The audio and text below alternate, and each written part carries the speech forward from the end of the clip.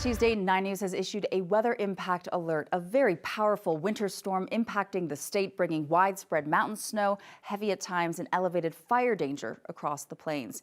Warm, dry, windy, and we will continue to see more much needed moisture for the mountains, but it is definitely going to be treacherous travel at times over higher terrain.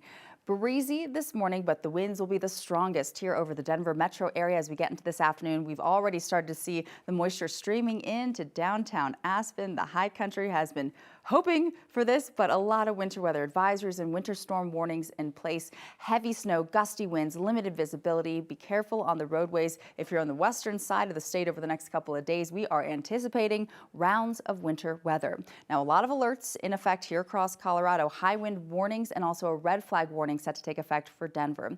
Radar picture this morning, we have seen the snow roll in quickly and impact a big portion of the state. West, you can see it's a rain-snow mix at lower terrain. We're starting to see the snow pile up out near Aspen. It's just starting, but it's really going to be this mid-morning and early afternoon. We'll continue to see rounds of it out west.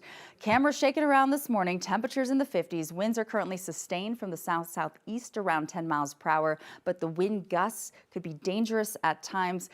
For high-profile vehicles, especially driving, you will be finding wind gusts anywhere between 40, even 60 miles per hour at times from Centennial across the eastern plains. Want to practice extra caution out there for today. That high wind warning in place until 5 o'clock. Now, for the Denver area, the entirety of the I-25 corridor, a red flag warning. This will take effect at 10 o'clock, lasting until 7 p.m. Winds sustained from the west at 30 to even 40 miles per hour. High winds. If a fire were to spark with these windy conditions, it could spread rapidly. So please, outdoor burning of any kind is not recommended. So here we go, taking us through the day, 12 o'clock this afternoon. Strongest winds over the northeastern plains, Fort Morgan up through Julesburg, but continued windy into our northern Front Range mountains, and also with snow actively falling over higher terrain. That, of course, could create some tricky travel on the roadways with winter weather advisories in place.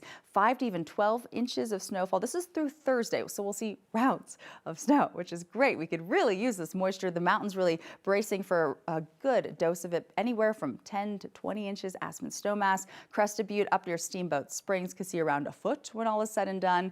This morning, you can see as we take you through, even areas of snow squalls, thunder snow possible with that heavy accumulation as we get into about 30 minutes or so. Could see around 1 to even 2 inches accumulate. So that's where we really see the trouble. By 9 o'clock, a little break, and by this afternoon, if you are traveling around by 1, you can see it's not going to be as widespread, the snowfall coverage. And this evening, after about 7, the winds will die down a touch. We will continue, though, to usher in more moisture through the day on Wednesday in the mountains. Could see a few brief showers roll off the foothills, but most of the meaningful, notable snow, rain will be in Colorado's high country, the western half of the state. In Denver, it will cool down by the end of the week. We'll introduce the chance for a few snow flurries and showers Thursday into Friday. Mountain snow is set to continue on Friday and then clearer, dry for the weekend. Saturday, cool but seasonal, and then warming back up into early next week.